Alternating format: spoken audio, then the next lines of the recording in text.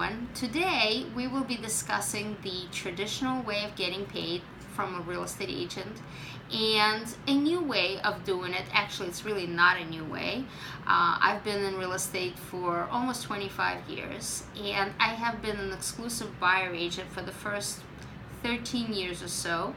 And this is basically how buyer agency has developed and evolved over the years.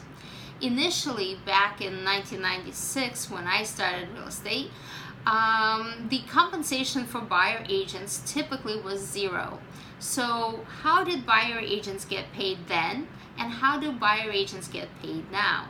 So we will discuss that, and I have a visual of a bunch of business cards to help us along. Initially, there was no buyer agent whatsoever. It's a movement that started back in California and traveled all the way over here to Massachusetts. So initially, there was only one agent involved, or maybe two that worked for the seller. The listing agent would agree on a compensation with the seller, and let us say 6% just to make the numbers work easier. And let's say that the house is selling at $100,000. So initially, the buyer would come along with a sub-agent or by himself, and the listing agent basically would have a contract for 6% or $6,000 to make the numbers easy. So the buyer goes to the bank and the buyer says, okay, I need to borrow $100,000. Let us say that this is a no money down loan, just to make numbers easier. And the buyer says, I need to borrow $100,000. Well, they probably need closing costs too, so ends up borrowing, say, $105,000. So the bank says, here's your $105,000. What happens is the buyer is going to take $5,000 to pay for closing costs, and the $100,000 is going to be put on the table for closing. Well, all of the fees of the transaction are paid at closing. So the the listing agent is going to collect their fee right there at closing of $6,000 or 6%. And the rest of it is going to go to the seller. But it doesn't go to the seller right away. The seller might have some bills of their own. So, for example, they might have a mortgage to pay, so the mortgage gets paid.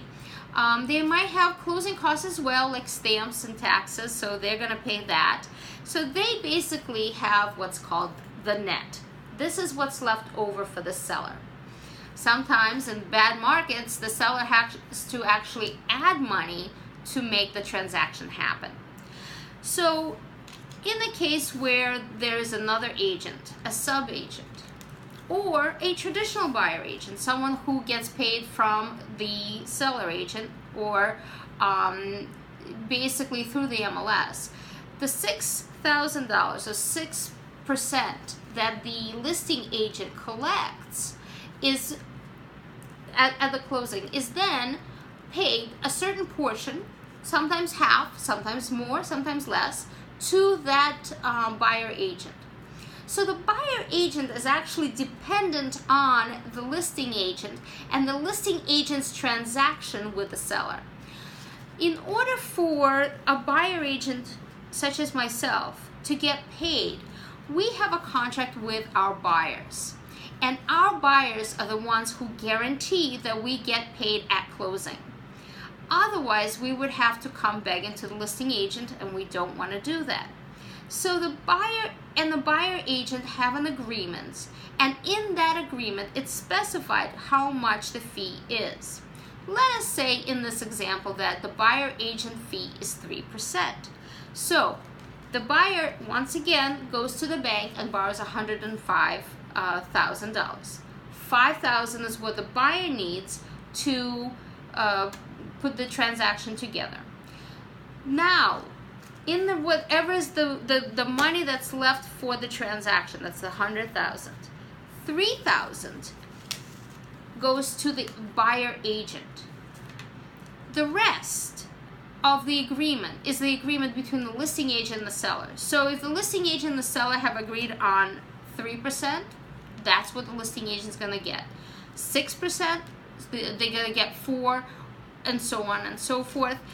Whatever it is, the buyer agent does not interfere with the agreement between the seller and the listing agent. That is between the two of them. The buyer agent is guaranteed the 3% from the buyer. It's basically just like any other closing cost. The buyer has agreed to pay the bank $5,000 to close, has agreed to pay the buyer agent 3%. The rest goes and gets divided to the bills that the seller has. So you have a certain amount for the listing agent, you have maybe closing costs for the seller.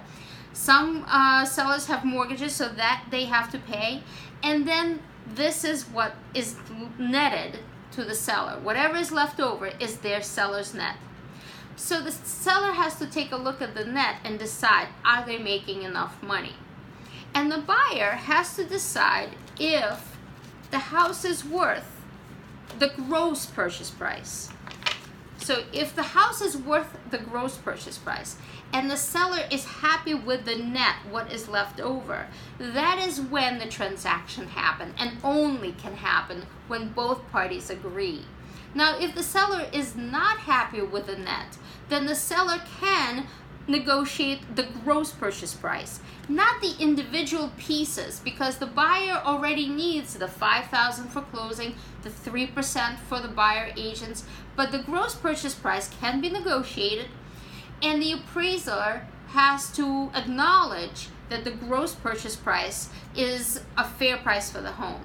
So if buyer and seller agree on those and the appraiser justifies the transaction can move forward. I hope you enjoyed this video.